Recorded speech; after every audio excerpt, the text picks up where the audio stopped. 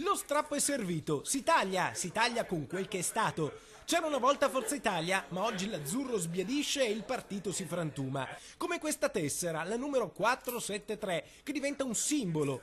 È intestata a Leonardo Padrin, che a Palazzo Ferrofini, a Venezia, celebra, come un sacerdote laico, la fine di un sogno, di un progetto, di un futuro che ormai è passato. Ho preso questa decisione nel momento nel quale ho visto che non ci può essere prospettiva di libertà in un partito che non esercita la democrazia interna. Forza Italia, che è diventata una fotocopia brutta di Fratelli d'Italia, è diventato una filiale degli ex AN. L'egemonia della vecchia componente di Alleanza Nazionale nella Forza Italia del Veneto è conclamata, quindi la cosiddetta area moderata è confinata a una presenza residuale.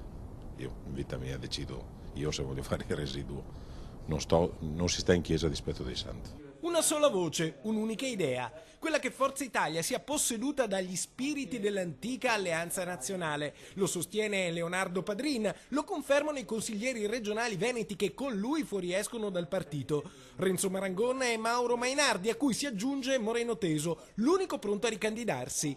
I quattro ribelli però non se ne vanno senza salutare il leader Silvio Berlusconi, a cui scrivono una lettera in cui spiegano le ragioni dell'addio. Sono convinto che ne apprezzerà i contenuti, anche se sarà dispiaciuto che 4 consiglieri se ne vadano.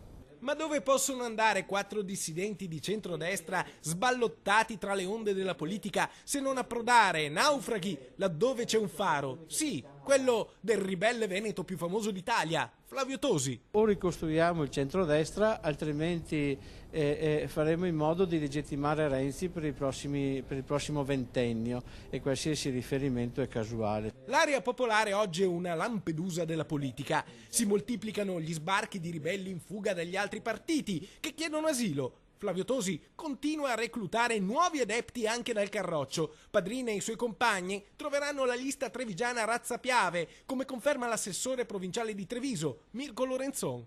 Tosi me l'ha più volte richiesta, naturalmente non la prenderà senz'altro bene la Lega.